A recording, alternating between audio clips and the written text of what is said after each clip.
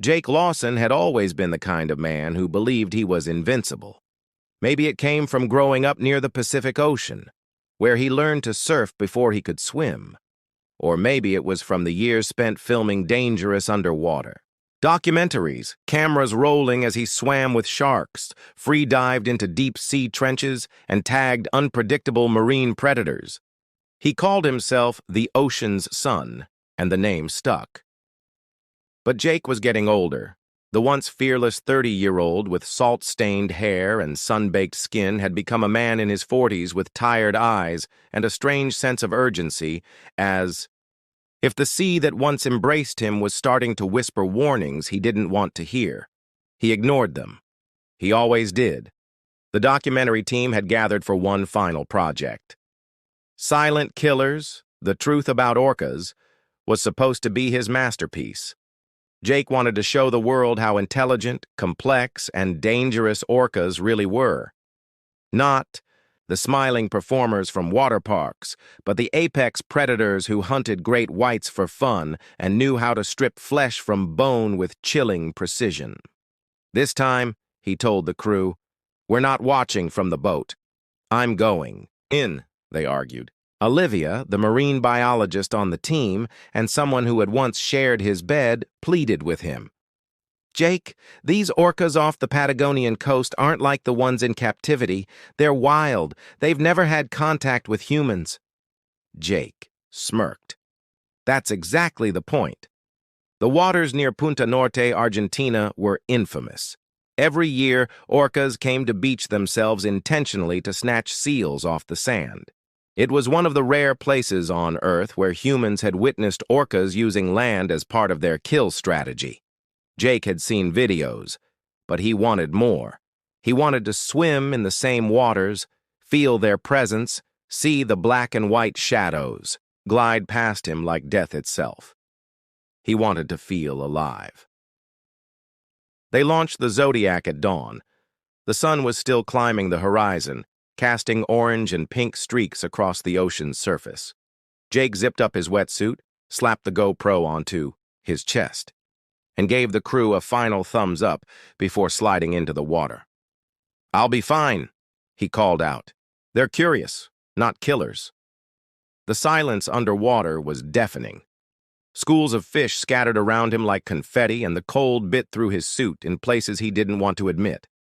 He drifted, slow and deliberate, trying not to disturb the environment. His breathing echoed in his ears, loud through the regulator, but his heart was louder. Thumping hard, excited, anxious, maybe even afraid. Then he saw the shadow. It was massive, graceful, a black shape just under the surface, sliding by like a ghost. Jake's breath hitched. He turned slowly, keeping the camera pointed, eyes wide. Another orca joined. Then a third. They didn't charge. They circled. "Jake, do you copy?" Olivia's voice crackled in his earpiece. "We see at least 3 from the drone. They're getting close. You need to surface. Now." He didn't respond. He was mesmerized. One of the orcas swam right beneath him, turning sideways, its black eye locking with his. It was a young male, maybe 20 feet long. Jake felt it. Not aggression, but intention. The way the animal moved, calculating, aware. Not just curious. Studying him.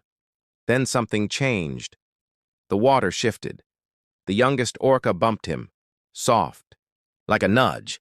But it sent him spinning. Jake righted himself, smiling nervously. Then came the second hit.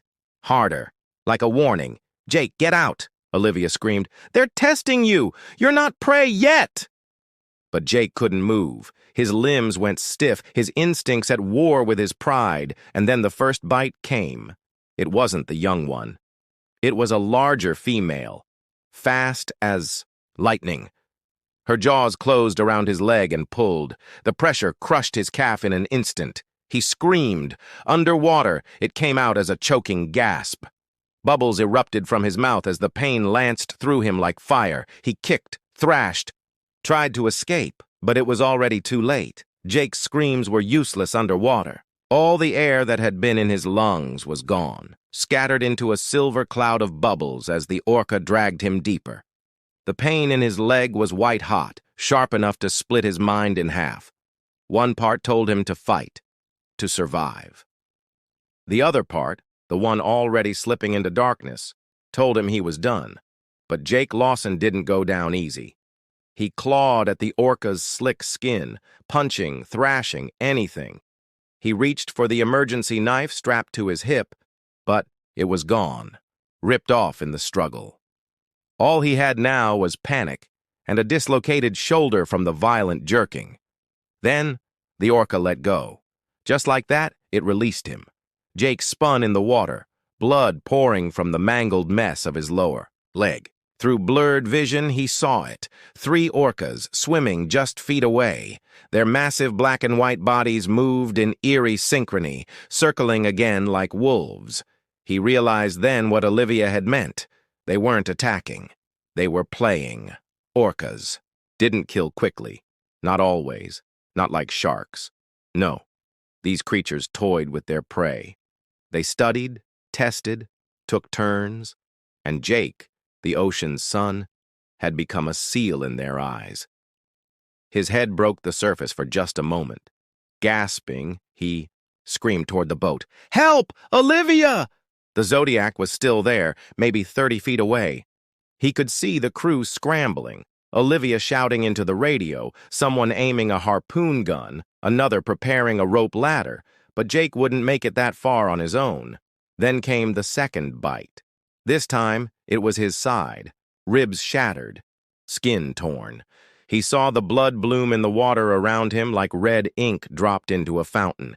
It clouded everything. The orca didn't bite to kill. It just wanted to see what he'd do next. It let go again. His body was failing now. Every limb felt like concrete. Every breath was a task. The salt water burned in his wounds. He couldn't tell what was broken anymore. Everything hurt. And still, he floated. Jake tried to stay conscious, his ears ringing with the crew's frantic voices and the sounds of chaos from the boat. "Get the rope! He's not gonna make it! We need a distraction, now!" Then the youngest orca made its move. It came up from beneath him, fast as a missile, and slammed into his torso. Jake felt something rupture inside. Liver? Kidney? He didn't know. He just knew his mouth opened to scream again, and no sound came. The orca didn't bite. It just rammed him like a battering ram and veered off.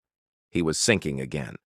The camera on his chest was still recording, capturing every moment, every twist of agony, every bubble of blood. That was Jake Lawson's legacy now. A slow, helpless death beneath the same waves he'd once worshipped. He thought of Olivia, of how she'd told him not to go in. He thought of the documentaries, the fame, the bravado. He thought of his father, who drowned in these very waters 20 years ago. The ocean had taken him too. It always came back for its own. But just as he felt his eyelids giving in, he saw it. A rope, dangling in the water. A miracle. The crew had thrown it toward him, and somehow, despite the pain, despite the blood loss, Jake reached for it. His fingers brushed the nylon, then gripped it. He pulled once, twice. "Come on, Jake!" Olivia's voice tore through the screaming wind above. "Hold on!" But he couldn't speak. He couldn't shout. He just held the rope like it was the last thing he had. Because it was. The female orca saw it too. She dove. Jake didn't. He had no strength left to swim or fight or even scream anymore. All he could do was wait. Jake's fingers clung to the rope, like a dying man clings to breath, which he was. Every tug from the crew above gave him a few more inches of hope, but each second in the water felt like a lifetime. He was bleeding out fast, and the ocean, as always, showed no mercy. The orcas didn't go away. They circled just beneath the surface like ghosts with teeth. He could see the shapes, feel the vibrations as they passed by.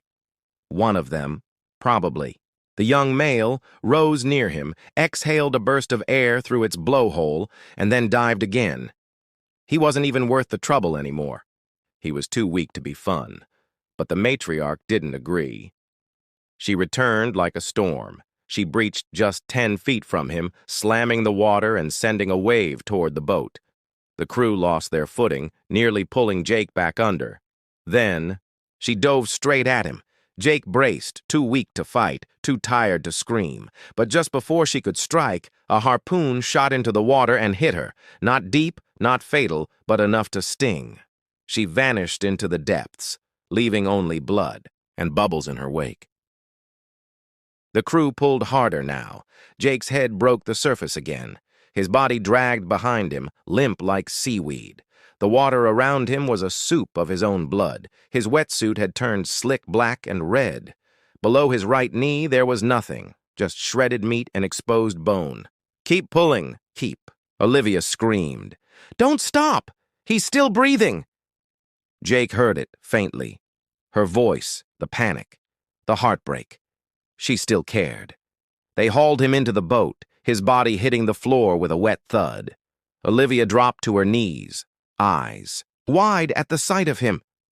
"Oh my God, Jake!" He opened his mouth, tried to speak, but only coughed. "Blood, seawater, maybe a piece of lung." "We've got to stop the bleeding!" one of the crew shouted. Jake looked into Olivia's eyes. He could see it. The truth. They were too far out. The nearest hospital was hours away. He was going to die in the boat, surrounded by people who idolized him, people who were now watching their hero fall apart. "Don't you dare give up," she whispered, pressing a cloth to his shredded leg. "Not like this." But Jake didn't answer. His mind was already slipping away, not into darkness, but into memory. Back to when he was 16, surfing off Catalina Island, watching a pod of orcas pass beneath his board. That was the moment he fell in love with them, that sleek movement, that silent grace. They had looked up at him and he imagined they had accepted him, seen him as one of their own. He was wrong. They had always been killers. He blinked. The boat rocked beneath him. The blood pooled around his waist. Every second it got colder. Olivia held his face now, hands shaking. "You're going to make it. Just hold on, Jake, please." He wanted to believe her, but then he heard it, a sound he would never forget, a haunting call, long, echoing, mournful. From the water, not far from the boat, the matriarch orca breached again, slowly this time. Not in rage, not in warning, almost in mourning. Like she was saying goodbye to the one who dared enter her world and didn't survive it. Jake closed his eyes. His last thought wasn't of pain or fear. It was acceptance. Jake drifted in and out of consciousness, his breath ragged and shallow. The wet towel wrapped tightly around his stump had slowed the bleeding, but barely. The blood soaked through layer after layer, turning everything beneath him slick and red. The crew moved in a frenzy around him, fighting time, fighting nature, fighting the truth. He was dying. Olivia leaned over him, whispering words he couldn't fully hear. She held his hand tightly, like maybe she could tether his soul to the world just a little longer. "You stubborn bastard," she whispered through tears. "You had to prove a point, didn't you?" Jake tried to speak, his lips dry and cracked. All he managed was a wheeze. "Don't talk," she said quickly. "Save your energy. We're going to get you to shore. You'll get through this." But her eyes betrayed the lie. She knew. They all did. The boat raced back toward land, engines screaming. Radio calls had been sent out. Coast Guard, emergency medics, even a helicopter on standby. But the bleeding was internal now. The crushed ribs, the ruptured organs. The sea had taken its pound of flesh, and now it wanted more. Jake looked up at the sky. The sun was rising higher. Warmth soaked his skin, though he couldn't feel it anymore. He blinked slowly, his vision dimming around the edges. Every breath was a battle. "I thought they loved me," he whispered. Olivia frowned. "What?" He tried again. "The orcas. I thought I was part of them." She squeezed his hand tighter. "Jake, They don't love. They don't hate. They hunt. His eyelids fluttered. His head rolled slightly to the side. In his mind, he wasn't on the boat anymore. He was back in the water, floating beside them, no longer a man, just a drifting shadow. But his hearing sharpened suddenly. There was a splash, then another. The crew froze. Olivia looked over the side of the boat and turned pale. They were following. Them, the orcas. The entire pod. 5. No, 6 black fins cutting through the waves like blades. Keeping pace with the boat, not attacking, just tracking. "What the hell?" one of the crew murmured. "They're not leaving," Olivia said under her breath. Jake forced his eyes open. He turned his head slowly, saw the dorsal fins out in the distance, slicing the water like a funeral procession. "They're watching me die," he muttered, "like they want to see it through." The weight of the words settled on everyone like fog. One of the crew members, a younger guy named Ronnie, swallowed hard. "Do you think they remember him? From before?" Olivia nodded slowly. "They remember everything. He swam near them years ago. They probably knew his scent, his sound, everything." "Then why now?" Ronnie asked. "Why attack this time?"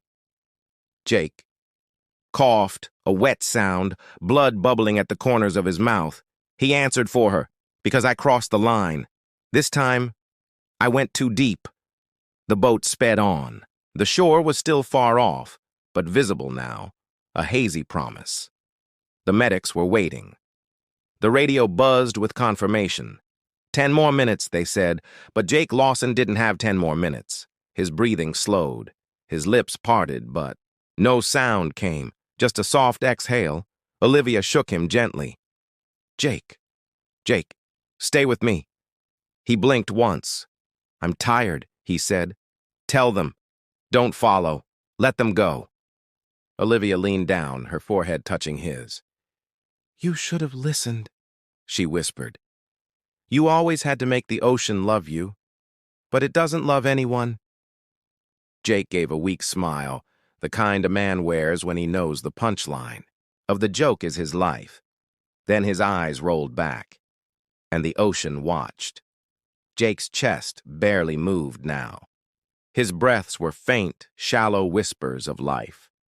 Olivia had both hands pressed to his wound, trying to stop the bleeding, but her efforts were more about comfort than hope. Deep inside, she felt it, like the ocean had already claimed him, and she was just holding on to his shadow. 5 minutes out, the captain shouted. "We're almost there." But Olivia didn't respond. She kept her eyes locked on Jake's face, watching for any flicker of life, any twitch, any breath that didn't sound like the end. Behind the boat, the orcas still followed, their sleek black backs rising and falling like a slow, steady drumbeat. No aggression, no noise, just quiet presence, watching, escorting, like they were guiding him home. Ronnie stepped beside Olivia and knelt down. "Is he?" She shook her head. "Not yet, but close." Jake stirred suddenly, a twitch in his fingers, a tightening of his brow. Olivia leaned in fast. "Jake!" His eyes fluttered open. For a moment there was confusion, then recognition. He stared past her, past the crew, past the world, and whispered, "They're waiting for me." Olivia swallowed. "You're not going with them. You're coming back with us." But Jake didn't seem to hear. He was somewhere else now. "They called me. I felt it before I went in. I should have listened." Olivia tried to hold back. Tears. "You arrogant, beautiful idiot." Jake smiled faintly. "Did I get the footage?" Ronnie glanced at the GoPro still strapped to Jake's shattered chest mount. "Yeah, we got it all." Jake nodded slowly. "Good. Let them see. Let them know. They're not clowns in a tank. Not pets." His voice cracked. Blood pooled at the edge of his lips. "They're gods." A long silence followed. Then he stopped moving. Olivia froze. "Jake?" she whispered. No answer. "Jake?" Still nothing. She leaned her ear to his chest, waiting, hoping. There was no heartbeat, just silence. The crew stood still. The boat rocked gently. The sound of the engine faded beneath the weight of realization. Jake Lawson was dead. The man who had spent his life chasing the ocean's secrets had been taken by them. Not instantly, not painlessly, but slowly, like the sea wanted to savor. The act. A flare went up from the shore. The medics were ready, but it was too late. Olivia sat back on her knees, her hands covered in his blood, shaking. She looked out over the stern of the boat. The orcas were still there, still watching. And as the boat began to slow, nearing the shore, something strange happened. One by one, the orcas peeled away. Not in panic, not in fear. Like a ceremony was ending, the matriarch was the last to turn. She lingered a moment longer, eye breaching the surface, gazing at the boat, at Olivia. And then she was gone, slipped under the surface without a ripple. Ronnie broke the silence. What the hell was that? It was like they knew. Olivia didn't. Look away from the water. They did. The hospital was quiet, too quiet for the kind of storm Jake Lawson had been. The staff moved around like ghosts, respectful, distant. They cleaned the blood from the equipment without asking questions. They looked away when Olivia sat alone in the corner, still in her wetsuit, her hair damp, her face streaked with dried salt and grief. They knew. Everyone did. Jake wasn't just another diver. He was famous, infamous even. The man who had swum with predators, lived through encounters that others wouldn't dare dream of. The kind of man who walked into danger with a smile and dared the sea to take him. And this time, it had. The doctors told her he had died before the boat hit the shore, that there was nothing they could have done, that the trauma was too much, too deep. She didn't answer them, didn't cry, not yet. Instead, she sat there, eyes locked on the camera footage they had pulled from his GoPro. A monitor flickered beside her, paused on the frame of Jake floating mid-water, surrounded by shadows. Black fins ghosting by in the blue, like reapers. In a cathedral, she hit play. The screen jolted to life. The moments replayed. His confident dive. The silence. The first encounter. His awe. His arrogance. Then the strikes. The testing. The slow, brutal unraveling of a man who had believed he could never be prey. She watched him scream into the bubbles. Watched his blood cloud the ocean like red mist. Watched the matriarch bite, then release. Bite again, and always. She watched them watch him. Olivia didn't know how long she sat there. Hours, maybe. She didn't flinch, not even when the final. Moments came when Jake reached for the rope, when his blood painted the sea. When the matriarch breached and stared straight at the camera, right into Jake's lens, right at her now. The screen went black. Then something else appeared. A corrupted frame, glitched, blurry. Not from the attack, from after. She rewound it. Watched again. There it was. Just after Jake went limp in the boat. The camera, still strapped to his chest, captured a glimpse of the water behind them. And in that frame, a single orca, floating still, mouth slightly open, and in its jaws, a piece of Jake, his wetsuit. Maybe skin, maybe more. Olivia recoiled. The reality hit her hard and fast. He hadn't just died from blood loss. He hadn't just been torn up. He had been eaten. Not fully. Not like the sea monsters in horror films. But enough. Enough to say it wasn't a warning. Wasn't an accident. They had taken him. In every sense of the word, consumed him. The ocean's sun. Devoured by the gods he worshipped. Her stomach twisted. She shut off the footage and stood slowly, legs numb. She walked outside into the wind, where the ocean waited just beyond the hospital lot. She could see the waves rolling calmly, as if nothing had happened, as if Jake's blood hadn't spilled into them just hours ago, and as she stood there staring at the endless gray horizon, she whispered, "You got what you wanted." The sea didn't answer. It never did. 3 days after Jake's death, the world finally found out. The team debated it for hours, whether or not to release the footage. Some said it was too graphic, others said it was disrespectful, but Olivia knew better. Jake would have wanted it out there. Hell, he would have demanded it. So they released the video. They trimmed the worst of it, his screams, the pieces of him in the orca's mouth the moment he stopped breathing, but the rest remained. The circles, the games, the bites, the cold. Intelligence in those dark eyes. They titled it exactly how Jake had wanted, Silent Killers, the truth about orcas. Within a day, it went viral. By the end of the week, it had 23 million views. Newscasters called it the most disturbing wildlife footage ever captured. Conservationists were torn. Some praised it for showing the raw truth of nature. Others condemned it as fear-mongering. Animal rights groups raged about the framing. Journalists swarmed the team. And through it all, Olivia stayed quiet. She sat in her apartment, curtains drawn, her phone off. She watched Jake's final moments, over and over. Not because she wanted to, but because she had to. She needed to understand, to answer the question that wouldn't leave her alone. Why did they kill him? Jake had swum with sharks. He had been inches from crocodiles. He'd surfed tsunamis and dived with sperm whales. Nothing had ever gone this wrong. So why the orcas? She kept rewinding the footage, one specific part, the moment before the first bite, the orca swimming sideways beneath him, looking directly into the camera. That black eye, so small, so impossibly knowing. She saw it now. It wasn't curiosity, it was recognition. She opened her laptop and searched through Jake's old footage, unreleased dives, archives, raw clips going back decades. Hours and hours of orca encounters. And then she found it. A dive off the Alaskan coast, almost 15 years ago. Jake, younger, cockier, swimming alongside a pod of transient orcas. And there she was, the same matriarch, the dorsal fin, notched in the exact same way. The markings identical. Even the way she moved, smooth, deliberate, dominant.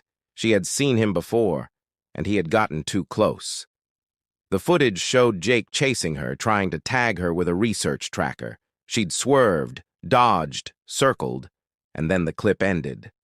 He never released that segment. Maybe he didn't want people to know he'd pushed too hard, or maybe he thought she'd forgotten. But she hadn't. Olivia sat back, stunned. The pieces were coming together now. Jake hadn't just been a random victim. He had been marked, not by instinct, by memory. She stared at the frozen frame on her screen. Jake reaching for the rope, blood surrounding him, the orca's eye watching. From below, they knew him, and they waited. She whispered to herself almost like a prayer. "You didn't just trespass, Jake. You made an enemy." Her phone buzzed, even though she'd turned it off. She picked it up, confused, and stared at the screen. A live notification. Drone footage. From Punta Norte. From the same waters. She clicked it, a pod of orcas swimming near the coast. But something was wrong. They weren't hunting seals. They were lingering. Slower, moving together around something in the water. She squinted, and then she saw it. A shape. Floating. Red. Familiar. A wetsuit. Shredded, half sunk. It wasn't Jake, it was Ronnie. One of the crew. Young, eager, the one who'd helped upload the footage. He'd gone back for drone shots, alone. Now, he was gone. She stared at the screen as the drone zoomed out, showing the orcas circling again. Just like before. The funeral was quiet. Jake's ashes had been scattered off the same coast that claimed his life, by Olivia, alone, at sunset. No speeches, no fanfare, just the rush of waves and the distant cries of seabirds as she emptied the urn into the wind. He would have hated it. Jake always wanted his life and death to be seen, to be remembered, to be talked about. But Olivia was done feeding the myth. Jake Lawson wasn't a legend, he was a warning, and now the ocean was making sure everyone heard it. Ronnie's death had shaken the remaining crew. The drone footage from Punta Norte showed the same pattern, the same pod, the same matriarch. This time there was no mistake. She had attacked deliberately. Clean, efficient. The others followed her lead. Ronnie's body was never recovered. The footage leaked again, though Olivia hadn't shared it. Someone else had. The internet turned it into a frenzy. Killer orcas. Taking revenge? Second victim of the Punta Norte pod. Is the sea fighting back? Marine biologists scrambled to explain. They said it was coincidence, natural aggression, misidentification, but Olivia knew better. They remembered Jake, and now they remembered her. She found herself checking her window every night, even though she lived miles from the coast. She stopped swimming, stopped diving. The water was no longer a place of beauty, it was a place of reckoning. One by one, the old crew scattered. Some quit marine work altogether.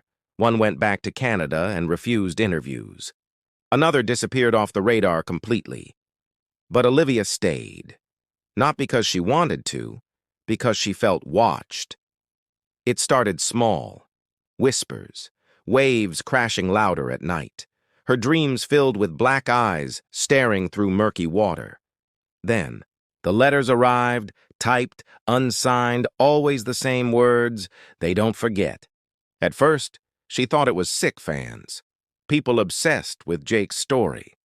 But the more she thought about it, the less human it felt. She remembered the look in the matriarch's eyes. That wasn't instinct. That was vengeance. Then came the nightmares. She was underwater, sinking, unable to scream. Around her, orcas swam in a circle, clicking and chirping in a rhythm that sounded like a chant. One by one, they disappeared into the blackness, until she was alone, unable to move. Then came the bite. She woke up gasping, sweat pouring from her skin, the phantom pain in her leg where Jake's had been taken. One night, she stood by the shore, barefoot, staring at the moonlit waves. The water was calm, too calm. No boats, no noise, just the slow, rhythmic movement of the sea, and then she saw it, a dorsal fin, far out, still, facing her. She didn't move. Another fin joined it, then another. 6. In total, the same number from Jake's death. She whispered, "What do you want?" The sea answered in silence. She could almost hear Jake's voice in the wind. "They're gods, and we made them monsters." The water remained still, but she knew they weren't done. Not with her. Not with anyone who'd crossed the line. Jake had wanted to prove how close humans could get to nature's apex predators. Instead, he proved something far more terrifying, that the ocean remembers. And sometimes, it bites back. As the fins vanished beneath the surface once more, Olivia turned away. She didn't run, she just walked. Because now she understood. Jake Lawson hadn't been eaten alive because he was weak. He was eaten because he forgot who the sea belonged to, and now it was her turn to wait.